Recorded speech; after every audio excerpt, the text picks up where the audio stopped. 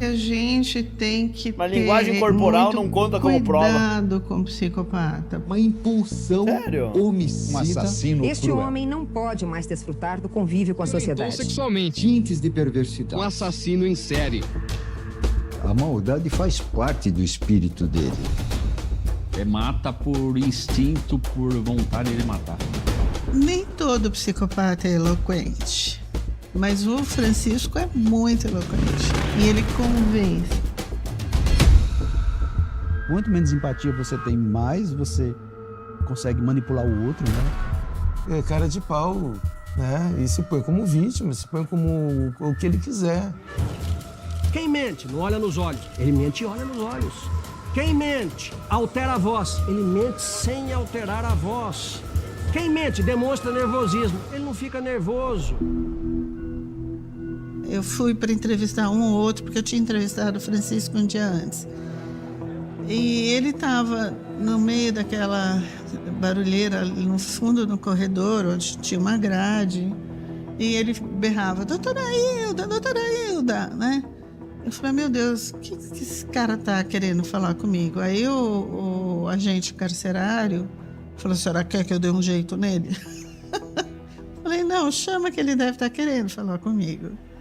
Aí ele veio.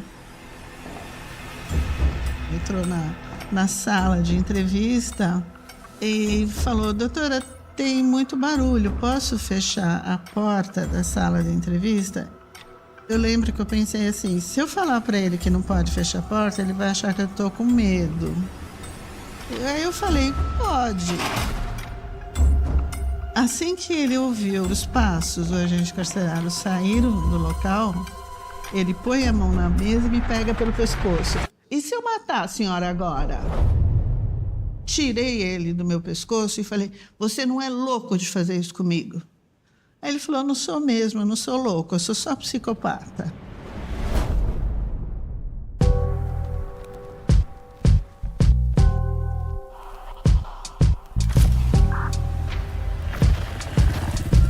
Que loucura, velho.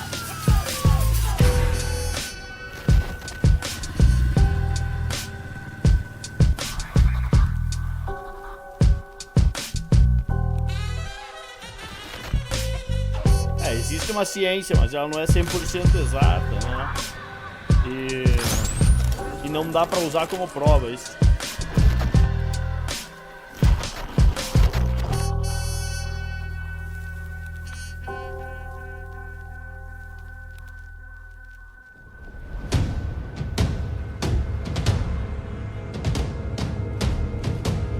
Entrar no parque em hipótese alguma. Em maneira alguma eu entrei no Parque do Estado.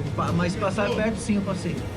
Maria, acabou de chegar aqui ao DHPP a advogada Maria Elisa Munhol. Nós vamos tentar saber dela em que ela vai basear a defesa. A sinceridade do olhar. Talvez... um sexto sentido de criminalista. Pegou uma advogada É claro que ele psicopata ia também. ser submetido a interrogatórios processuais, mas as provas já eram contundentes. Está sendo feito um teste da arcada dentária dele. Já foi retirado o molde e esse molde vai ser comparado com as mordidas que foram encontradas no corpo de uma das vítimas, a balconista Selma Queiroz. Você colhe naquela que foi possível, que estava mais recente, a arcada dentária daquele que mordeu. A mordida era severa. Caralho, olha o cara, velho. Mordeu a pessoa inteira, cara. Doente. Era mordida, era uma mordida violenta.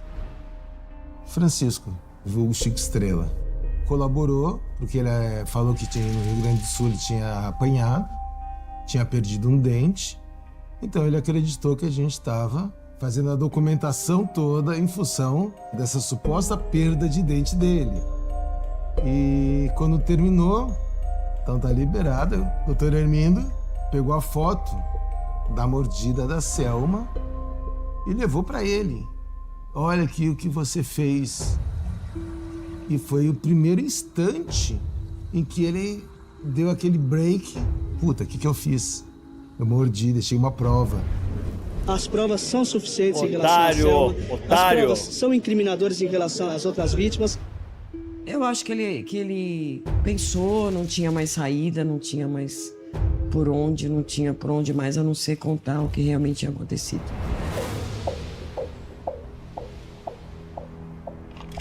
E aí eu sentei do lado e comecei a falar lorota. Mas ao mesmo tempo eu veio a mim e falei, nossa, eu vou falar a verdade. Volta o jogo.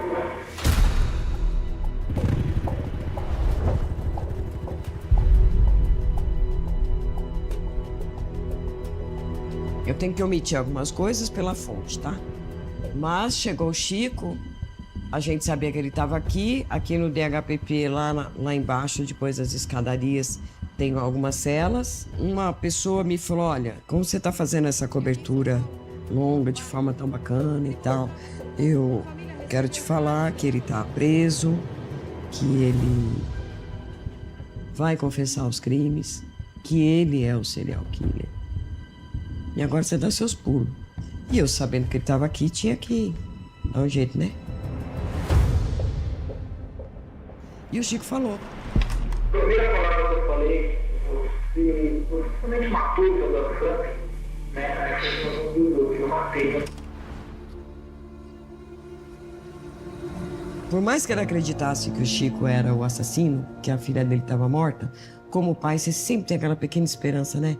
Quem sabe ela não tá morta. Quem sabe ela tá sem memória. Então ele mantinha um pouquinho disso. Então antes de entrar no ar eu liguei pro Cláudio, pai dela. E falei, seu Cláudio, eu tô ligando porque o Chico confessou as mortes e eu queria falar pro senhor. Antes de entrar no ar, que seria muito descortês da minha parte. Ele chorou muito, eu também. Desculpa, é que é muito triste, sabe? Ver um pai passar pela incompetência da polícia por uma história dessa. Quando gruda a história, o Francisco de Assis Pereira ser o mesmo maníaco do parque, ele já estava tão desiludido com relação a ele ter avisado isso. Não tinha, ele já estava acabado naquela hora. Me recompus, liguei para a TV, já tinha entrado no ar o Jornal da Band. Volta tudo. O que aconteceu? Chico confessou. Francisco de Assis Pereira confessa. Foi ele mesmo quem matou as mulheres. A confissão aconteceu dentro da divisão de homicídios da Polícia de São Paulo. Francisco, que negava todas as acusações, contou com detalhes cada uma das mortes. Levava as mulheres ao parque e, depois de violentá-las, as matava. Francisco contou tudo isso com tranquilidade. Em nenhum momento demonstrou arrependimento ou culpa, um comportamento que é normal quando se trata de uma pessoa psicopata. A revista, é claro que ela se antecipou, né? A repórter se intitulou estagiária de uma advogada, né? A advogada admitiu e entrou para presenciar a argumentação do Francisco. Você não vai desconfiar de um advogado. Eu conversei somente com o advogado, no sábado de manhã, já estava publicado na revista Veja o acontecimento de muitas coisas da minha vida.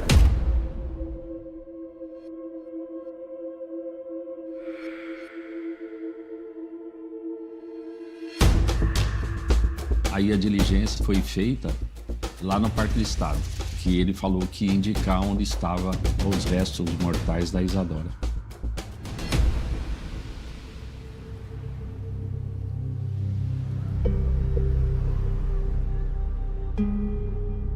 Logo aqui no Pontilhão, por cima da rodovia Imigrantes, já muita gente acompanhando de longe o trabalho da polícia.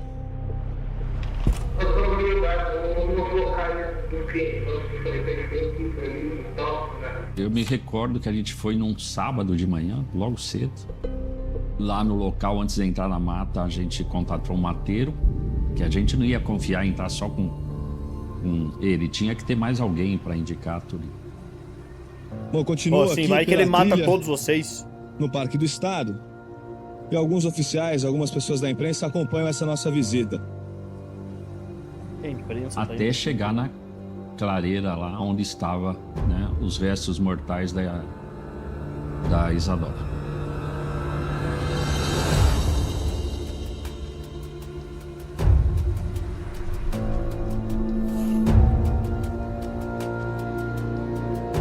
Francisco de Assis Pereira teria dito que estava cansado de toda essa história. Os policiais disseram que ele andou sem dificuldade pela mata e às 8 horas da manhã indicou onde estava uma ossada que pode ser de Isadora Frankel.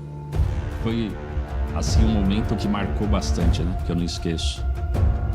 Que ali teve a comprovação mais do que real que era ele o maníaco do parque mesmo. O corpo aparece alguns indícios de que foi queimado. Ele foi queimado, o corpo? Sim, ele queimou. Depois de 3 dias ele veio e ateou fogo ao corpo da Isadora. E ele apontando com uma frieza, foi aqui.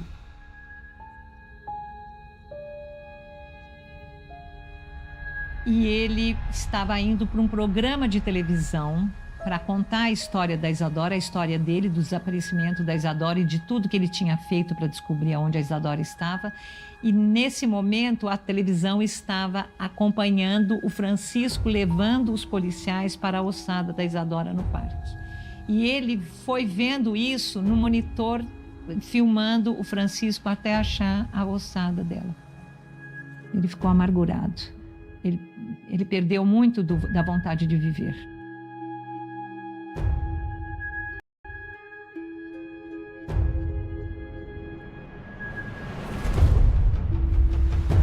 Francisco Assis Pereira é o maníaco do parque.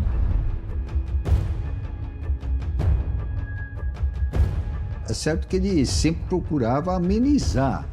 Mas como vai amenizar com um monte de corpos?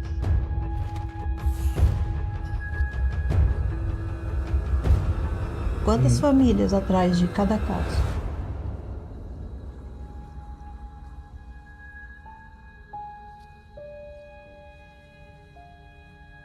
Não existe coisa pior, você sempre acha que essas coisas vão acontecer com outras pessoas, entendeu? Ela era muito jovem, 18 anos, cheia de sonhos, uma vida toda pela frente e teve a vida ceifada.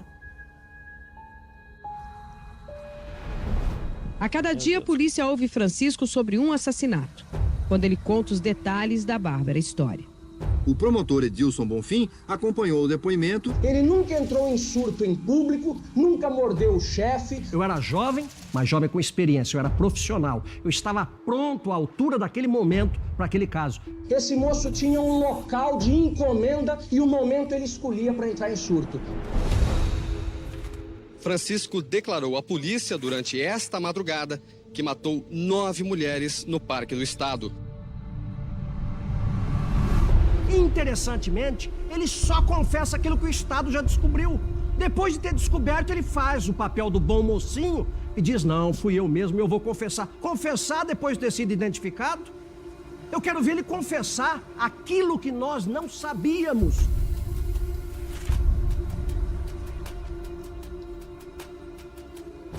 Ele reconheceu através de fotos como sendo Rosilda Alves França. Na polícia, ele confessou que tinha matado a jovem Rosilda, uma babá de 22 anos. Pode ser a 10ª vítima de Francisco de Assis Pereira, o maníaco do parque.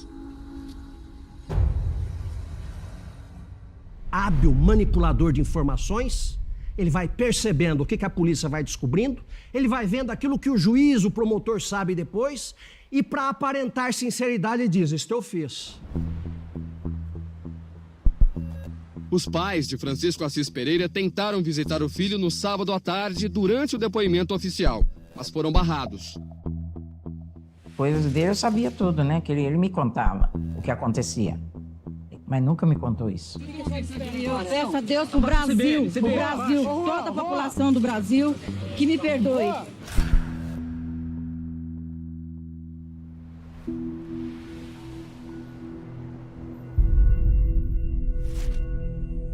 A polícia divulgou que hoje outras 3 mulheres reconheceram Francisco de Assis Pereira como o homem que as violentou sexualmente.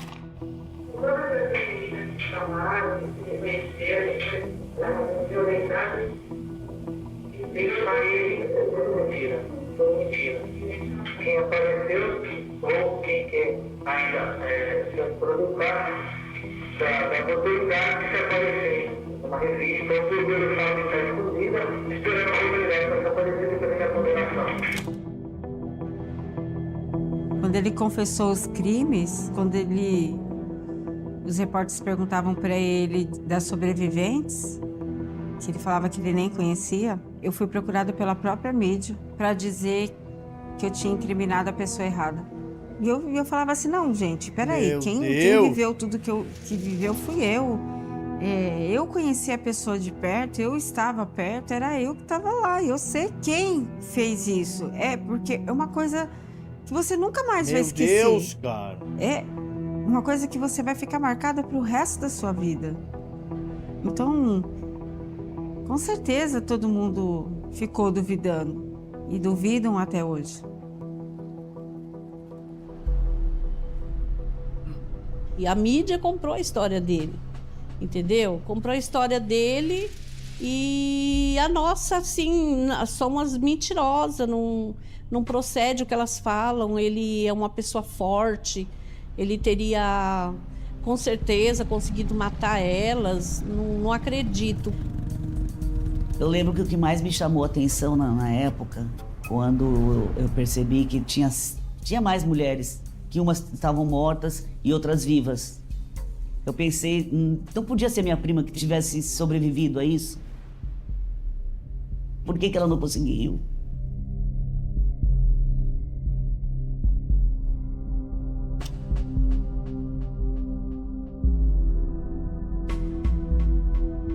Chamou atenção uma delas, ela foi muito barbarizada, ela sofreu muita violência sexual. Ela só não faleceu em função de toda essa violência que ela foi vítima por uma obra de Deus, porque ela foi muito serviciada, muito violentada de todas as formas. Nós usamos de todos os argumentos para ela registrar, mover o processo, mas ela não quis prosseguir. Outras se recusaram até vir ao departamento. Os agentes chegavam até elas e falaram, não quero o meu nome envolvido, não quero, não vou depor, já aconteceu. Tudo que as vítimas queriam era o anonimato. Estes estupros são os identificados. Quem buscar os registros policiais vai observar que existe uma gama enorme de estupros que não se descobriu a autoria. 32 estupros por dia. A polícia investiga 2 casos de mulheres estupradas e mortas no interior de São Paulo e de uma ex-colega de Francisco desaparecida em Bauru, onde ele dava aulas de patinação. Ninguém consegue fazer uma leitura contrapelo sobre os passos que ele deu nesta vida. Perfeitamente possível que outras ossadas possam ter sido deixadas para trás. Ele disse, olha, talvez eu tenha perdido a conta. Mas ele chega a dizer isso? Chegou a dizer. Há uma semana, Francisco de Assis está preso aqui. E a cada dia os depoimentos dele são mais impressionantes. Ele contava os detalhes, amarrando as vítimas, praticando ato sexual, todos os momentos, né? A narrativa de como foram praticados os crimes, isso aí não dá para esquecer, né? E a gente via, né, a transformação que tinha, né? No comportamento, no olhar dele, relatando as cenas. É uma pessoa que, se você conversar, conversa bem, mas no mato é um monstro. Uma coisa que ela é poderosa, mas uma força que eu não sei, é uma força incontrolável. É uma força bruta.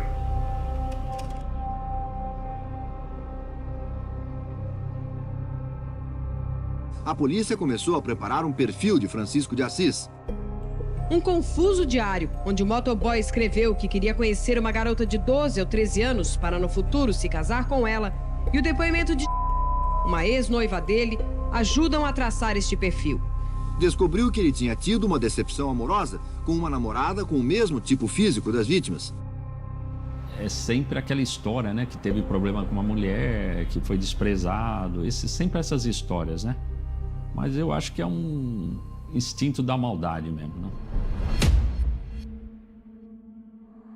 E eu apresento para vocês uma pessoa que morou, né, com o Francisco de Assis Pereira, Tainá Rodrigues. Boa tarde.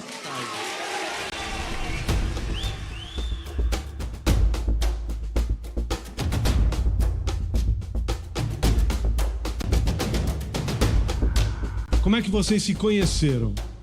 A gente se conheceu num bairro de Diadema, na rua, e na mesma noite a gente terminou indo morar junto.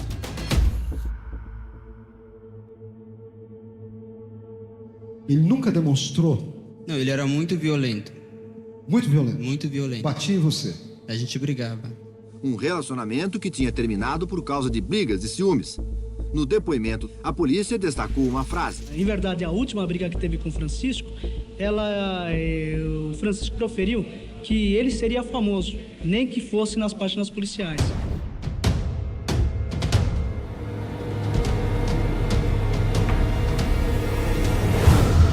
Todo mundo queria saber a história do Chico, quem era o Chico. Eu acho que a imprensa esqueceu bastante de contar mais quem era a vítima, valorizar essa vida perdida. Não teve muito isso.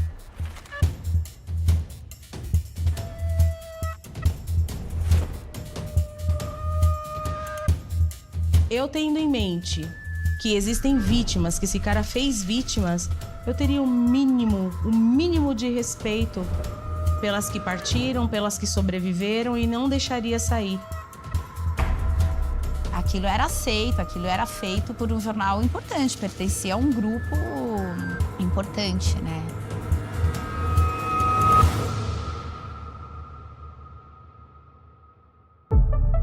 Nojo, velho. Francisco de Assis Pereira, patinador, motoboy, assassino. O caso atingiu uma proporção inenarrável. Ter sido atacadas pelo maníaco do parque. O maníaco do parque era a sensação do momento. Ele é o assassino. Porque era o ibope do momento. Falava assim, Chico, todo mundo parava para assistir. A primeira entrevista dos pais do maníaco do parque. A primeira entrevista dos pais após a confissão do maníaco do parque. É um momento em que a televisão aberta ainda é muito importante, ela tem grande espaço. E agora temos Sandra Aparecida, de 19 anos, que está aqui conosco e que foi contra... Banheira do Gugu rolando, uba, uba, uba, e comentando casualmente sobre o maníaco do parque atrás. Que foi atacada por Francisco. Boa noite, Sandra, é um prazer. Aquilo, de alguma forma, ia afetar a minha vida de algum jeito. Gente, era meu rosto na TV. Naquele tempo, a televisão era idolatrada. Todo mundo que aparecia, nossa, é famoso, é famoso. E não tem nada a ver uma coisa com a outra. Você não desconfiou, meu Deus? O cara não tem uma máquina fotográfica. Você nem percebeu isso? Como que alguém na cidade de São Paulo consegue convencer uma pessoa estranha, levar alguém para um lugar tão perigoso? Meu uma Deus, cidade tão cara! perigosa quanto São Paulo. Gostaria de saber qual foi a lábia para ir junto com ele. Meu Todos Deus! eles sabiam que eu tinha uma úlcera aberta e todos eles queriam colocar o dedo. Me feriam o tempo todo para lembrar da situação.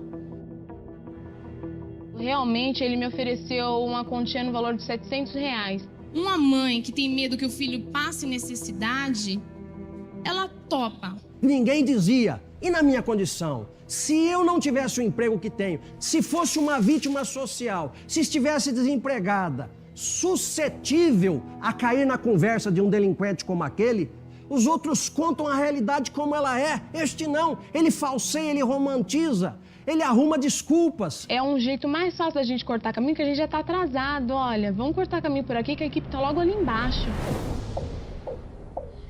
Foi aí, então, depois da gravata, que ele se transformou. Não era mais aquele cara que me abordou no Ibirapuera.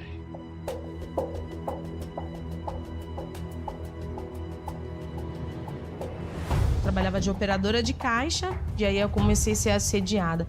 Eu fui assediada até dentro do meu trabalho. Sexualmente falando. Mas eu tô falando do cara ficar se esfregando. Eu falei assim, meu, que é isso? Aí ele, cala a boca, cala a boca. Eu podia ter botado a boca no trambolho, não podia? Mas aí já tinha um caso rolando. Ah, é muita gente, né? Você deve ser muito gostosa, né, Sandra? Então eu segurei a onda. Segurei a onda porque eu tinha certeza que esse comentário ia rolar. Esta moça, hoje de manhã, estava parada na rua. A produção abordou com o mesmo papo do maníaco do parque. Ele levou ela para o meio do mato e você vai ver o que aconteceu lá hoje de manhã. Eu vou falando, então tudo bem. Primeiro, agacha. Minha gente, no meio de um lixão. Não, então eu tô te falando. Ok. Há muitos outros maníacos pelo Brasil, mas há muitos pais, infelizmente, que não sabem orientar moças como esta. Essas meninas que os pais não dominam, filha de papai, os pais não sabem para onde anda, dentro do ônibus. Eu ficava bem quietinho, eu trabalhava, dava até vontade de não ir trabalhar mais, para não escutar essas conversas, né? Mas para muitas mulheres, os crimes do maníaco não representaram ameaça. Eles já tinham o endereço certo. Só poderiam ser cometidos contra pessoas desprevenidas. Eu acho que foram um pouco inocentes, né? Porque se meterem numa mata para serem fotografados. Eles não podiam ter feito isso. Eles teriam que ter conhecido cada uma. Teriam que ter procurado saber de cada uma. Quem era a pessoa? Não tem esse negócio de todas querem ser modelo, todas querem se mostrar, todas querem ficar expostas. A Selma não gostava de tirar foto. Nunca. A Selma jamais seria modelo. Meninas inocentes, ingênuas, com o sonho de serem modelos, caíram na lábia de um homem e foram para uma mata com um desconhecido.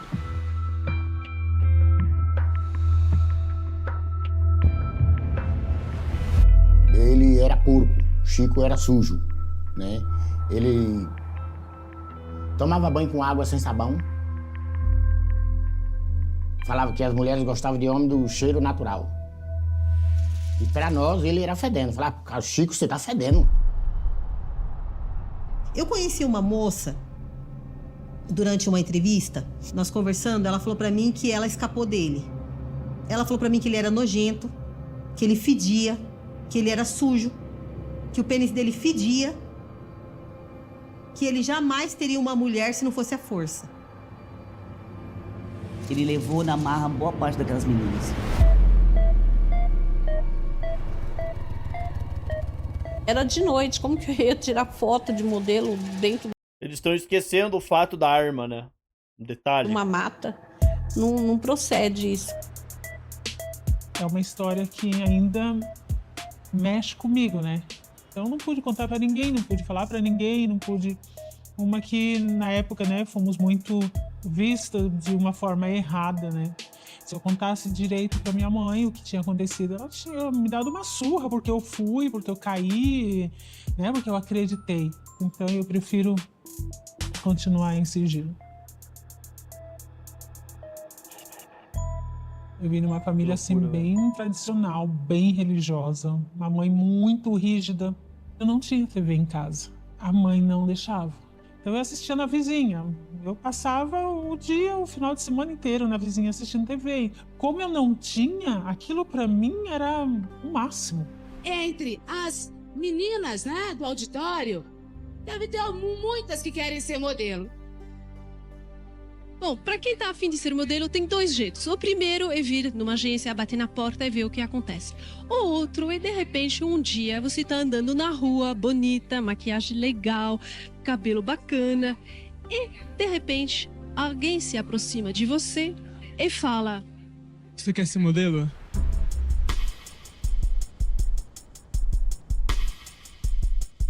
Só tinha um fanho, emprego, tipo será? Aquelas pessoas que ficam com aquelas placas nas costas, né? Foi talvez por isso que ele me abordou, porque ele viu que eu estava procurando um emprego. E ele falou: olha, eu tenho uma coisa boa para você, que era para ser modelo. Então, talvez eu caí pela necessidade de achar que ali eu ganharia um pouco mais de dinheiro ou alguma coisa que pudesse também ajudar a família. E foi ali que ele começou a abordagem.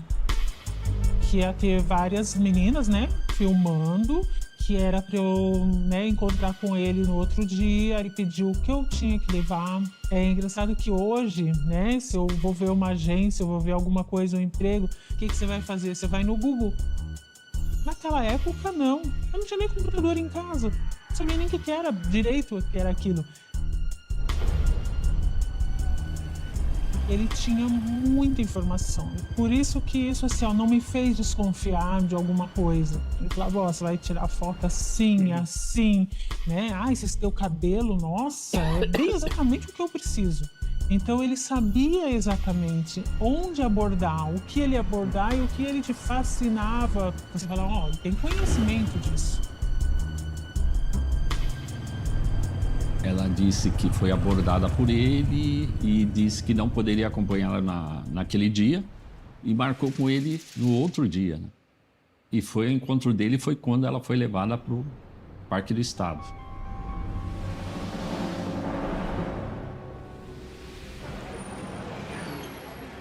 Eu encontrei com ele, foi numa estação do metrô. E dali a gente pegou o metrô junto. Ele falou que a gente ia gravar em Diadema. Aí na hora que já terminou a ponte, que aí viu que passou todo mundo, foi a hora que ele mudou. Mudou completamente o semblante. Ele levou um soco, mas foi uma dor assim tão intensa, foi onde eu caí. Aí ele falou que ele era, eu não sou olheiro coisa nenhuma, né? Você vai agora me seguir e se você gritar, se você quiser eu te mato. E foi onde ele foi me arrastando para dentro da mata. Ele já sabia exatamente onde ele ia parar. Eu lembro que eu fiquei só de um sutiã assim, mas ele não conseguia, ele não tinha ereção. E nessa que ele não tinha ereção, ele me mordia. Durou praticamente a noite toda, porque ele parava, aí ele cansava, daqui a pouco ele tentava de novo, eu sentava e ficava quieto ali. Broxa, velho. E nisso eu escutei de madrugada algumas pessoas entrando e orando ali de madrugada. E eu falei pra ele, tem alguém ali? Ele falou assim, então cala a boca, porque senão eu te mato aqui agora se você gritar. Eu sei que foi Deus ali naquele momento, sabe? Que entrou ali dentro daquela mata e não era minha hora. E ali deu um tempo, ele falou, vamos embora. Eu vou te deixar lá na estação e de lá você vai embora. Se você falar com alguém, eu te mato. Foi o maior livramento da minha vida. E eu nasci de novo. E ela narrou o fato pro segurança do terminal e ele não acreditou e ele foi embora. Meu Deus, cara. Francisco de Assis Pereira foi retirado da sede do Departamento de Homicídios e Proteção à Pessoa, o DHPP, no centro de São Paulo. Termina a atividade de polícia judiciária, é remetido ao fórum e aí tem início a fase processual. Na saída, os policiais tiveram muito trabalho para evitar que ele fosse linchado pela multidão que se juntou para ver o rosto do maníaco. O Francisco, ele foi interrogado lá naquele presídio de segurança máxima que existia. Era o único que existia em São Paulo na época, o chamado Piranhão, lá em Taubaté. A gente quer que ele pague o que ele fez, né? Mas com verdadeira justiça. A intenção da polícia é garantir a vida de Francisco, que agora está sendo avaliado por uma junta psiquiátrica.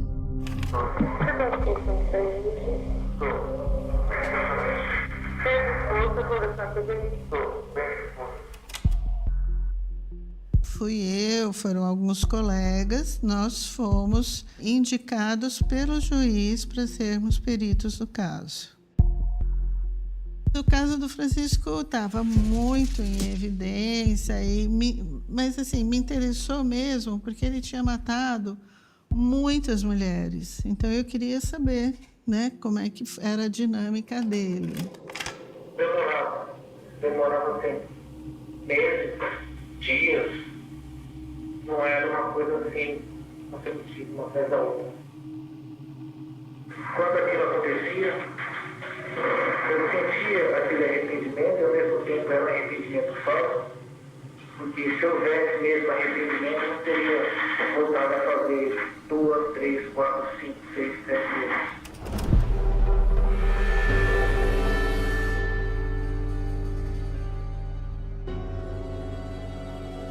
Ele foi preso em 98. Eu devo ter aplicado a prova de Rocha e o PCLR em 98. E a prova de Rocha é uma prova que tem 100 anos no mundo. Ela é a única prova em psicologia que te dá toda a sua personalidade. Diz como você pensa, como você sente, como você age, teu caráter. E é um teste projetivo. Você vai projetar a sua personalidade nessas manchas de tinta. Então não tem como simular. Porque você vai me dizer o que você vê e eu vou te perguntar aonde você vê e por que você vê. E a prova de Rocha deu psicopatia, claramente. E o PCLR deu 30. O ponto de corte no Brasil é 23. Acima de 23 é psicopata. Ele deu 30.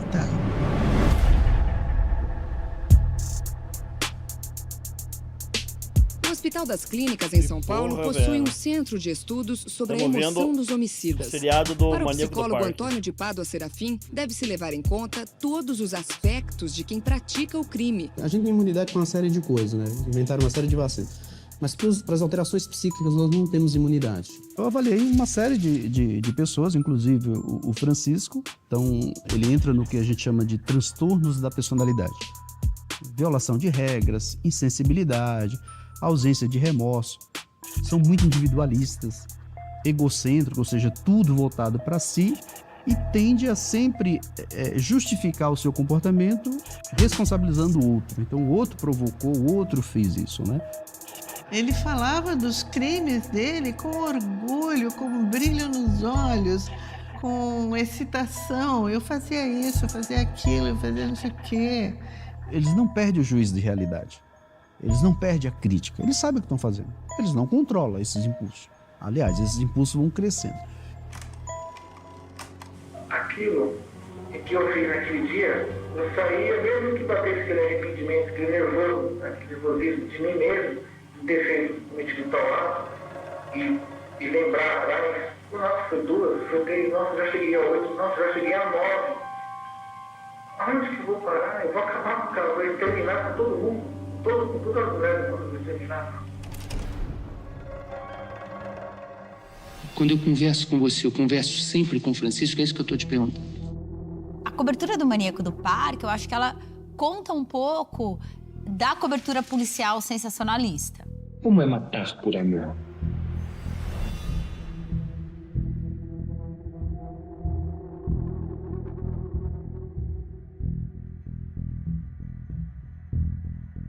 Mas pra mim, o Maníaco do Parque, ele é o nascimento do serial killer, assim, na cobertura policial. Tem algo de cinematográfico, né? Desse personagem meio um homem monstro. Quando você levava as mulheres pro parque, você levava-as para estuprá-las ou para matá-las? Levava para matar. O programa da noite do domingo fez foi show. Pensaram na família? Pensaram. Levaram em conta? Não. A troco de que fizeram aquilo? A troco da sede do popular. Puseram o criminoso como um personagem central de uma história de terror. Ele, como outros tipos de delinquentes, por serem egocentrados, necessitam de uma busca de fama que a mídia trouxe uma grande responsabilidade para todos que atuaram neste caso. Ele estava gostando da exposição que ele estava tendo. E principalmente ele relembrar do que ele fez, com todo o prazer do mundo, para o mundo inteiro escutar. É bárbaro isso. E quando vai para o programa de editório, o que menos interessa é o fato, interessa o show. Então, misturar as coisas eu acho uma receita desastrosa. São imagens fortes que a nossa produção fez, olha. A simulação a gente viu na televisão, né? Você matou o Selma Ferreira de Queiroz? Matei.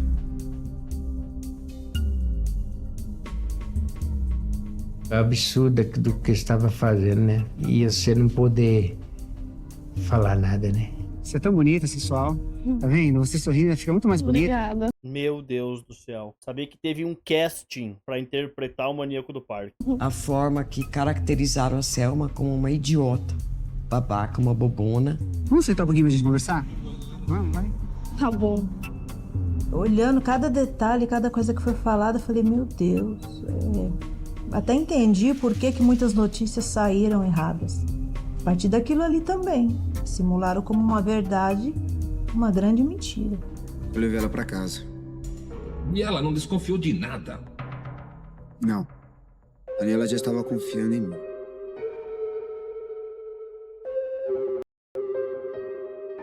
Aqui não é perigoso? Não, eu sempre venho aqui. Por quê? Você tá com medo? Eu lembro disso, cara. Eu lembro disso, velho. Eu acredito na Eu versão lembro que disso aí, ele cara. me deu. Que puxou ela, pegou uma faca, falou, vem comigo, senão eu te mato aqui. Eu já não conseguia conter meus impulsos. Aí eu agarrei ela com força.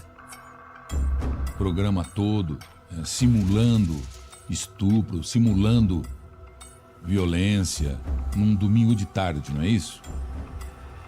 Depois de 2 anos, inclusive. E volta todo o sofrimento de novo, porque eu sei o que a família passou. Você transformar uma história tão triste, tão bárbara, triste para a família do Chico, triste para a família das vítimas, triste para nós como sociedade. Diversão no programa de auditório. Você não sabe nem o que falar, né? A gente não sabe o que falar.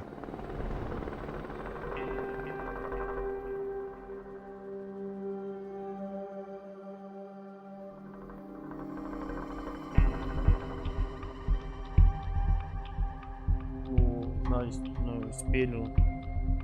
O assédio das mulheres era grande. Você ficava excitado? Durante quanto tempo isso durava? A tua voz mudava como? Quais um pouco da voz? Você lembra, com certeza.